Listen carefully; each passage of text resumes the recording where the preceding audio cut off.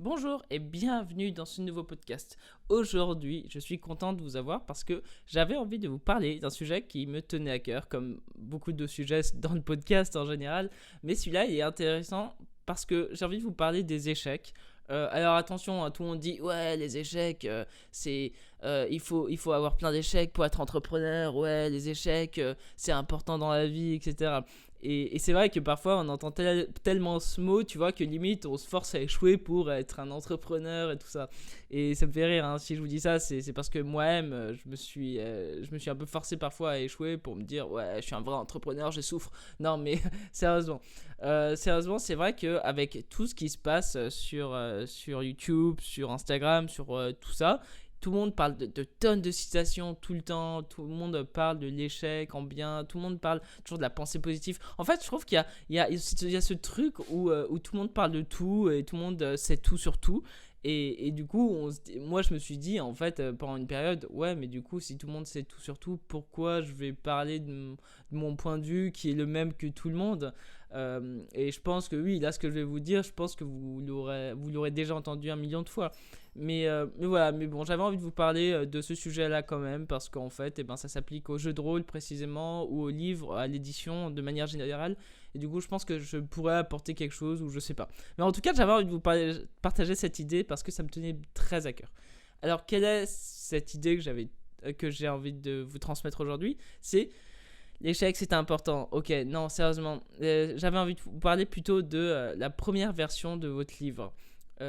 En gros, je ne vais pas vous parler de l'échec, des bienfaits des échecs et de leurs vertus, etc. J'ai envie de vous parler de fait de confronter ses idées au monde, de confronter ses premières versions de son livre au monde, dans le sens où je sais que ça c'est un truc très d'artiste où on a envie que ce soit parfait avant de le montrer, on a envie absolument que tout soit clean, on a envie que voilà, notre livre soit parfait, qu'il soit reconnu par tout le monde, que oh là là, on est célèbre et tous les confettis qui vont avec.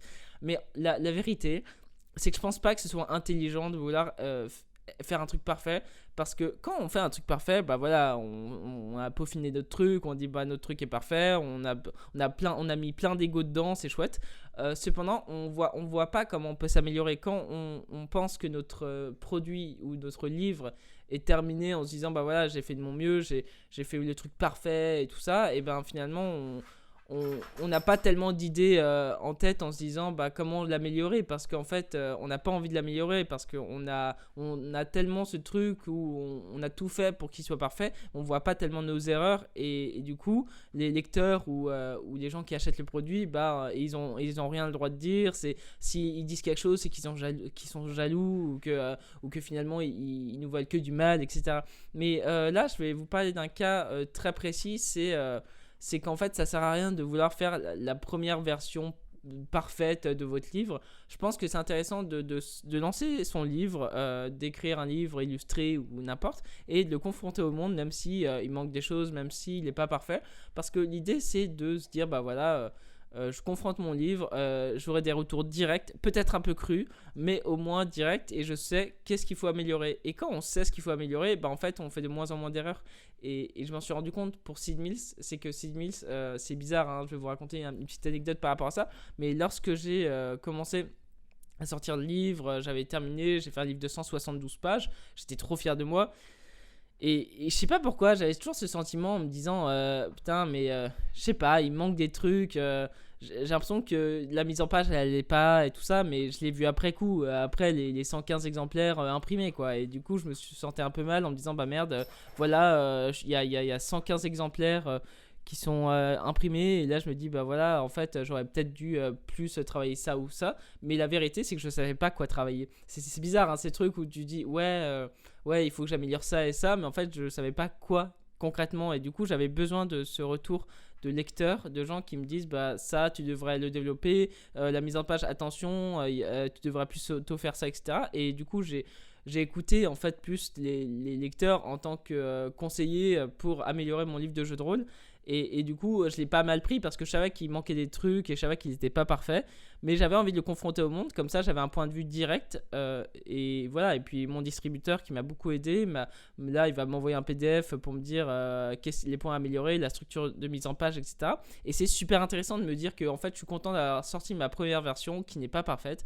Parce qu'au final, ça me permet de savoir en fait les points précis et importants à développer pour la prochaine fois. Alors que si j'avais fait une version peut-être parfaite avec 400 pages, tout correctement, je me serais donné corps et âme pour faire la version la plus parfaite, et ben les critiques je les aurais peut-être pas écoutées en fait. Et je pense que c'est important de se dire que parfois, je trouve ça intéressant de juste lancer sa première idée, quitte à prendre des mauvais retours, parce que j'en ai eu, je pense, des mauvais retours. Mon distributeur m'avait dit que certains l'avaient acheté et voilà, ils n'étaient pas forcément ultra satisfaits, ils avaient l'impression que c'était pas abouti, etc. Et je pense que c'est vrai, je pense que ma première édition de jeu de rôle, elle n'est pas parfaite, hein, je le sens bien, et pourtant au début, je la vendais trop comme ouais, c'est un super jeu de rôle indépendant, etc. Mais au final, au fur et à mesure, plus tu reçois de critiques, plus tu essayes, enfin des critiques constructives, plus tu te dis bah en fait non, en fait ma version elle est pas parfaite et bah en fait j'ai plein de choses à retravailler, c'est cool parce que ça me donne la niaque de me dire bah voilà, l'édition 1 elle est là. Au moins elle est là, elle existe, et la prochaine édition, l'édition 2, bah, elle va être vraiment meilleure. Et c'est pour ça d'ailleurs que je refais une campagne bientôt là, le 1er mars sur Game on Tabletop pour financer le deuxième livre, plus la deuxième édition du premier livre et un deuxième livre. Et le but c'est vraiment de faire une deuxième édition du livre de base excellente, et le deuxième livre, bah voilà, je vais le peaufiner, enfin je vais le créer et avec tous les conseils que j'ai déjà reçus sur le premier livre. Et c'est super intéressant de sortir rapidement un livre et pas attendre 5 ans avant de sortir son premier livre, parce que ça me semble débile, parce que ouais, c'est ça, c'est que si on confronte jamais nos idées, et ben on peut pas avancer, et les critiques c'est bon signe, ça veut dire que tu déranges. Quand les gens parfois sont méchants avec toi, ou quand les gens te disent non mais ta version elle est nulle, ou ton jeu de rôle il est à chier, tout ça, même si c'est pas constructif, ça veut dire que tu déranges, ça veut dire que voilà, tu t'es rentré dans le marché. Bah, ça veut dire que tu bouscules un peu les normes, et même si ton livre est loin d'être parfait, ta présence elle est ici, et la présence et ben vu qu'elle est ici, bah elle va pas se détruire du jour au lendemain, dans le sens où si tu ressors une deuxième édition, bah t'as déjà la réputation de la première édition du livre, et voilà, tu sais juste que ça peut que s'améliorer, et voilà. Et j'avais envie de partager ça dans le fait où je sais que voilà, les gens ne sont pas prêts à recevoir des critiques, parce que ça fait mal d'être critiqué, surtout quand tu travailles depuis 1 an et demi, etc. dessus, ou quand tu travailles depuis 2 ans, ça fait toujours un peu mal. Mais justement, c'est là où c'est intéressant, c'est que justement, moi, quand je reçois des critiques, j'essaye toujours de me dire ok, cette critique est quand même intéressante, je la prends ou je la prends pas. Mais moi, j'essaye jamais de mettre trop d'ego dans mon travail, en fait. J'essaye, hein, je dis pas que c'est facile, je dis juste que de plus en plus j'essaye d'être détaché de mon dessin. Par exemple, mon dessin de personnage, quand je dessine des personnages, bah, ils sont assez bancaux, je suis pas extrêmement bon dans le dessin de personnage, c'est vraiment mon point faible, et je le reconnais. Quand les gens me disent c'est nul ton dessin, ou ça va pas, ou voilà, t'es meilleur en architecture, bah j'écoute ça, mais je me dis toujours bah au moins je fais des personnages, et tant pis si je m'en prends plein la gueule, parce que c'est comme ça qu'on avance. Et je pense que dans tous les cas, la peur de l'échec elle est un peu idiote, parce que on oublie. De toute façon, on est dans le monde de l'oubli. Je sais pas, dans 1 an ou 2 ans, même dans 6 mois, les gens auront oublié tes échecs. Et en fait, les échecs, t'as l'impression qu'ils sont énormes, mais en fait, il y a que toi qui les vois. Je sais pas si tu vois ce que je veux dire.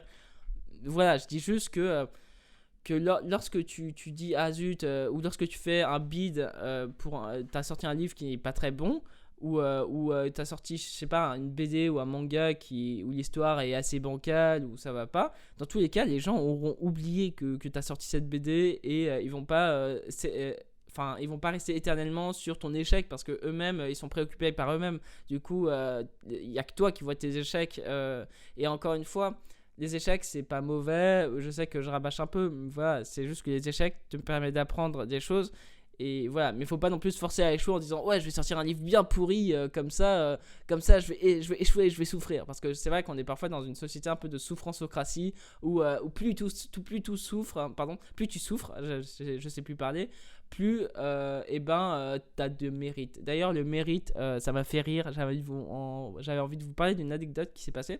C'est là pour mon t-shirt Made in France Bio sur Ulule qui se termine dans 4 jours, et ça m'a fait rire quand j'ai reçu un message de quelqu'un qui me dit ouais, ton t-shirt c'est trop cool qu'il soit financé, tu le mérites vraiment, ton t-shirt il est vraiment qualitatif. Alors la personne n'a même pas contribué, c'est ça qui est très drôle, et elle me dit t'as du mérite, et je lui dis mais il est où le mérite? Enfin, le mérite, il n'y a pas de mérite, c'est les contributeurs en fait qui participent au projet, c'est les contributeurs, les héros, c'est pas moi. Moi j'ai juste proposé un projet comme ça.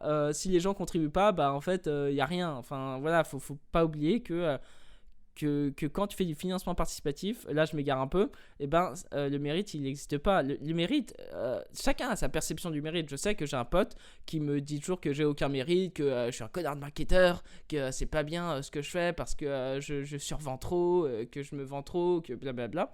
Et voilà, lui il trouve que mon travail il a aucun mérite et qu'il n'y a que son travail lui qui a du mérite. Et voilà, c'est encore une perception des choses. C'est le truc où tu te dis, bah voilà, enfin. Chacun a sa perception du mérite et c'est tant mieux comme ça. Enfin voilà, là je me suis un peu égaré sur le mérite, etc. Mais ça revient à l'échec dans le sens où les échecs, c'est pas grave. C'est important de faire des erreurs, c'est important de tester des choses, c'est important de confronter son idée au marché même si elle plaît pas.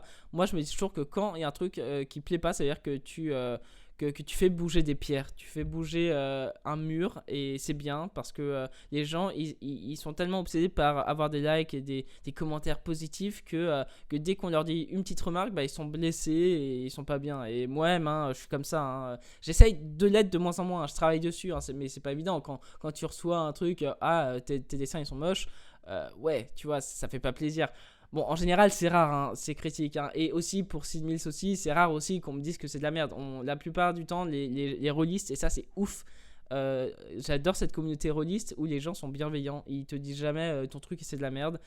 Ils te disent vraiment les points que tu peux améliorer. Et c'est pour ça que j'adore cette communauté de rôlistes qui aiment les indépendants et qui les aident vraiment à se développer eux-mêmes, et avec leurs remarques super bienveillantes et constructives, ça fait que ça réchauffe vachement le cœur en disant voilà, même si tu sors un produit pas ouf, ils compatissent, ils comprennent que c'est pas évident de sortir un jeu de rôle, et c'est super enrichissant de parler avec eux. Et c'est pour ça que j'adore vraiment parler sur Instagram avec des gens qui jouent au jeu de rôle. C'est fantastique, pour moi c'est une expérience incroyable, et voilà, j'espère que ce podcast vous aura plu. Et j'espère aussi que si vous aimez les univers ésotériques, que vous aimez le jeu de rôle, si vous avez envie de contribuer à la prochaine campagne sur Game on Tabletop, vous pouvez contribuer, ça me ferait vraiment plaisir, ça m'aidera vraiment à développer Sid Mills de plus en plus. Et voilà, et si, je pense que la campagne sera finie d'ici là, mais si par chance vous écoutez ce podcast dans les 4 prochains jours, il y a ma campagne de financement participatif sur un t-shirt Made in France Bio, et si vous avez envie de financer, avoir un beau t-shirt exclusif, c'est le moment ou jamais. Voilà, j'ai fait ma promotion, je suis très content. Sur ce, je vous souhaite une très belle journée, prenez soin de vous et à bientôt dans un prochain podcast ou dans un prochain dessin. Salut!